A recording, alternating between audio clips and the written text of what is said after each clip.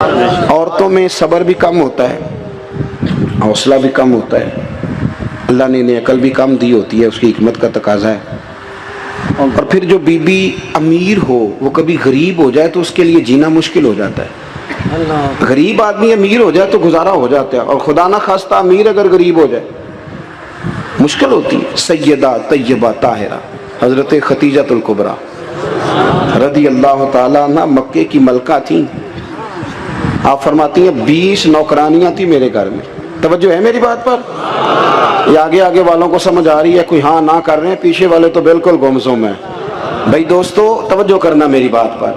مکے کی ملکہ 20 عورتیں کام کرنے والی، فرماتی ہیں کبھی پانی کا گلاس بھی اٹھ کے نہیں پیا تھا۔ اللہ۔ پھر اسی بی بی نے حضور کی غلامی اختیار کی، پھر کلمہ پڑھا۔ ظہر کے وقت ابن اسحاق کہتے ہیں ظہر کے وقت انہوں نے اپنا مال حضور کے قدموں میں سارا پیش کر دیا۔ عصر سے پہلے پہلے میرے نبی نے ہر چیز اللہ کے رستے میں تقسیم کر دی۔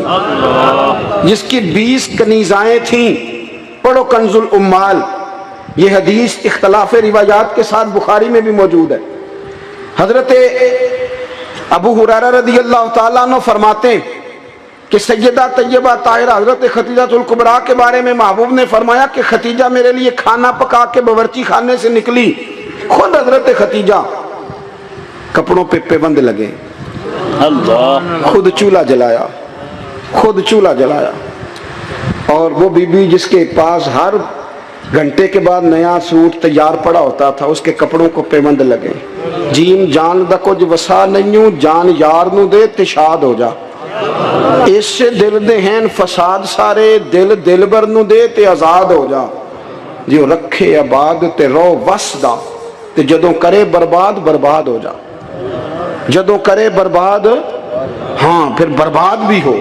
صرف سکھ لینے کے لیے نہ ہو، وَلَنَبْلُوَنَّكُمْ بِشَيْءٍ مِّنَ الْخَوْفِ وَالْجُوعِ وَنَقْصٍ مِّنَ الْأَمْوَالِ وَالْأَنفُسِ وَالثَّمَرَاتِ۔ یہ تو شہادت گاہ الفت میں قدم رکھنا ہے۔ لوگ آسان سمجھتے ہیں مسلمان ہونا۔ حضرت خدیجہ کھانا پکا کے نکلی، کپڑوں پہ پیوند لگے ہوئے، اور سادے سے برتن میں جب کھانا لے کے آئی نا، حضور کے سامنے کھانا رکھا تو اللہ کے رسول علیہ السلام غور سے سیدہ خدیجہ کو دیکھنے لگے، غور سے دیکھنے لگے۔ حضور کیا دیکھ رہے ہیں؟ تو محبوب فرمانے لگے خدیجہ تیرے آنے سے پہلے پہلے جبریل امین آ گئے۔ ہر واقع کہہ رہے ہیں یا رسول اللہ خدیجہ کھانا لے کے آ رہی ہے، اور رب فرماتا ہے جب خدیجہ کھانا لے کے آئے تو اسے اس کے رب کا سلام کہہ دینا، اسے اس کے رب کا۔ ہاں بھائی جب قربانی آپ دیتے ہیں، قربانی اس وقت جو اعزاز ہوتا ہے وہ بدل جاتا ہے۔ حضرت خدیجہ نے قربانی دی، نبی پاک کی 4 بیٹیوں نے قربانی دی۔ حضور کی کتنی بیٹیاں؟ بول کے بتاؤ، بول کے جی۔ یہاں بڑے بڑے دس دے کیوں نہیں جی، کنیاں نے؟ اللہ آپ کو خوش رکھے۔ 4 بیٹیاں حضور کی۔ یہاں بڑے بڑے لوگ اب نہ لوگ عمروں کا حساب کرنے لگ گئے۔ مجھے ایک صاحب کہنے لگا جی ایک بندہ کہہ رہا عمر اتنی بنتی ہے تو اتنی بنتی ہے تو 4 کیسے ہو گئی؟ میں نے کہا دین کاؤنٹنگ سے نہیں ہوتا، دین اللہ رسول کے فرمان کا نام ہے۔ وہ کاؤنٹ کرنے سے دین نہیں بنتا بھائی۔ خود رسول کریم نے فرمایا یہ میری بیٹیاں ہیں۔ کب؟ حضور کی ایک صاحبزادی حضرت عثمان غنی کے نکاح میں تھی، انتقال کر گئی، نبی پاک نے دوسری کا نکاح کیا تو صحابہ نے عرض کی حضور بڑے خوش نصیب ہیں، عثمان کو آپ نے دوسری بھی دے دی۔ تو حضور نے فرمایا یہ تو میری 2 بیٹیاں تھیں، میری یہ تو میری 2 بیٹیاں تھیں، میری 40 بھی ہوتی تو ایک کے بعد دوسری انتقال کرتی رہتی، میں ساری عثمان غنی کے نکاح میں دے دیتا۔ نور کی سرکار سے پایا دوشالہ نور کا، ہو مبارک تجھ کو ذوالنورین جوڑا نور کا۔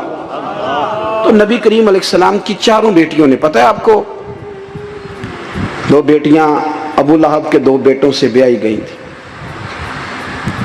وہ جتنا لوگ بلیک میل کر سکتے ہیں نا، ایک تکلیف ہوتی ہے جسمانی، ایک نفسیاتی ہوتی ہے، کسی کو تنگ کرنا، اذیت دینا، بچوں کی طرف سے، ماں باپ کی طرف سے، جو نفسیاتی تکلیف ہوتی ہے وہ آدمی کو بڑا کمزور کر دیتا ہے۔ ابو لہب نے پیغام بھیجا کہ یا آپ دین کی تبلیغ چھوڑ دیں ورنہ بیٹیوں کو طلاق دے دی جائے گی۔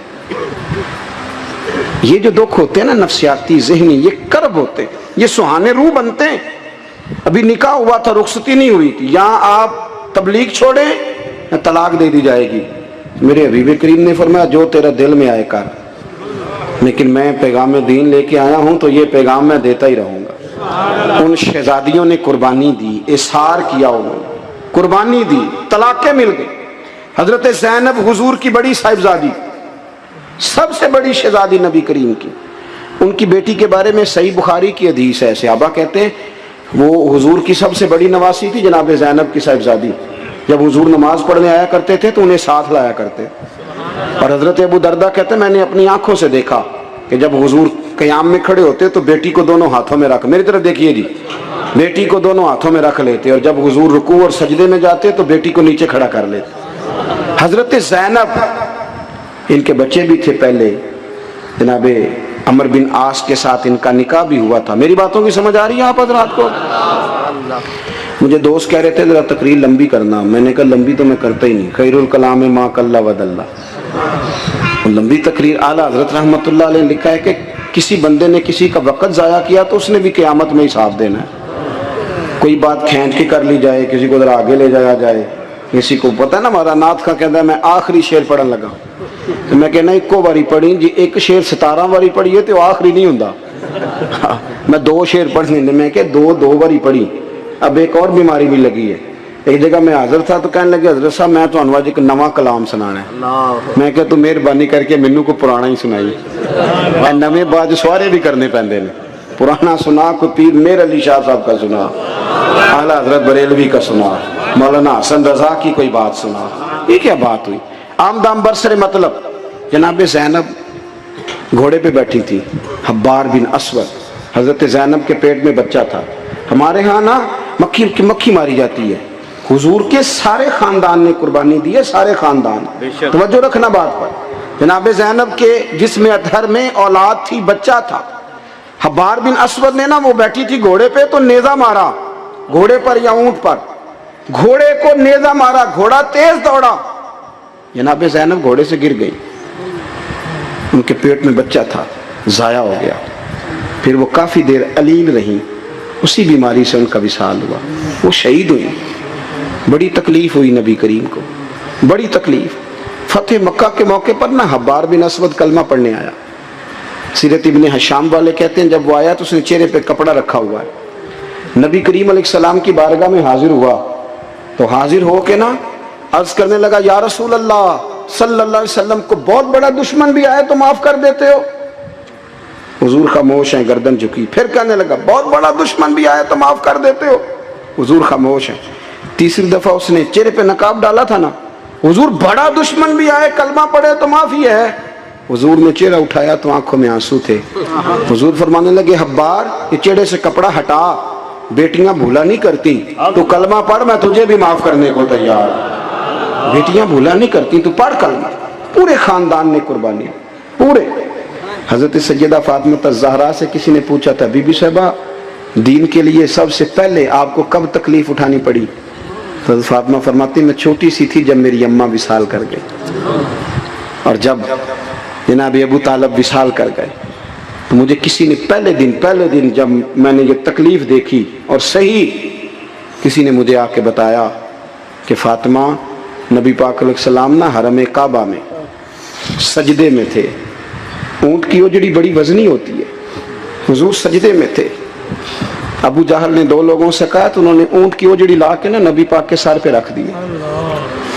حضور علیہ السلام ساری قوتوں کے مالک ہیں، لیکن بظاہر حضور سر اٹھاتے ہیں تو تکلیف ہوتی ہے۔ فاطمہ نہ ابو بکر صدیق مکے میں ہیں، نہ مولا علی موجود ہیں، تو آپ چلیں گی؟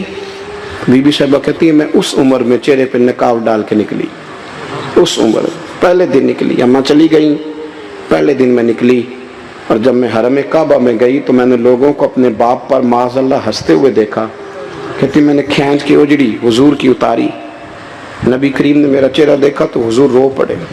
فاطمہ تو کیسے آئی؟ حضور مجھے اطلاع ملی۔ سیدہ پاک کہتی ہے میں نے حضور کو انگلی تھامی نبی پاک کی، اور میں حضور کو آب زمزم کے کنویں پہ لائی، نبی کریم بیٹھ گئے، میں نے پانی نکالا، حضور کی زلفوں کو دھویا، اور پھر میں نے کہا اللہ انہیں برباد کر دے جنہوں میرے بابا کو تکلیف دی ہے، انہیں برباد کر دے جنہوں تکلیف دی ہے میرے بابا۔ حضرت ابو ہریرہ فرمایا کرتے تھے جن کے لیے سیدہ نے اس دن دعا کی تھی وہ سارے بدر میں مارے گئے، سارے بدر میں قتل ہوئے، ایک ایک شخص نے تکلیف صحیح صاحب، ایک ایک شخص. آپ کو پتہ ہے منافقوں نے سیدہ عائشہ صدیقہ پہ الزام لگا دیا تھا، جاگ رہے ہو؟ سیدہ طیبہ طاہرہ حضرت عائشہ صدیقہ رضی اللہ تعالی عنہا، حضور فرماتے ہیں عائشہ تیرے ساتھ نکاح سے پہلے جبریل تیری شکل مجھے دکھا کے گئے تھے کہ محبوب رب اس کے ساتھ آپ کا نکاح کرے گا. اتنی پاک باز عورت، دین کا چوتھا حصہ حضرت عائشہ صدیقہ سے مروی ہے. حضرت عائشہ صدیقہ کی احادیث ہم نکال دیں، عورتوں کے مخصوص مسائل پر ہم قوم کو جو ہے وہ کسی طریقے سے قائل نہیں کر سکتے. ہم وہ پورا باب کو کیسے قوم کو دیں گے جو عورتوں سے متعلقہ ہے. لیکن آپ کو پتہ ہے منافقوں نے سیدہ عائشہ پہ الزام لگا دیا تھا. الزام تو 1 منٹ لگتا ہے. کسی شاعر نے کہا تھا کہ مخلوق پتہ کیا کرتی ہے، کعبے کے اندر سے مٹی لے کے بت بنا کے اللہ کا شریک بنا دیتی ہے معاذ. اور وہ کہنے لگا تم اپنے الزام کو کیا الزام سمجھتے ہو؟ لوگ تو جناب مریم پہ بھی الزام لگا دیتے تھے کہ تو یہ بچہ کہاں سے لے آئی ہے. کہنے لگا مخلوق تو فنکار ہے اس درجہ کے پل بھر میں، سنگے در کعبہ سے بھی اصنام تراشے. تم کون ہو، کیا چیز ہے داغ کبابی، لوگوں نے تو مریم پہ بھی الزام تراشے. حضرت عائشہ پر الزام لگا. اور آپ کو پتہ ہے کہ مہینہ بیمار نہیں حضرت عائشہ. نبی کریم کی آنکھوں میں اتنے آنسو آئے کہ مولا علی کہتے ہیں داڑھی بھر گئی نبی پاک کی، پر رب بڑا ہی مہربان ہے.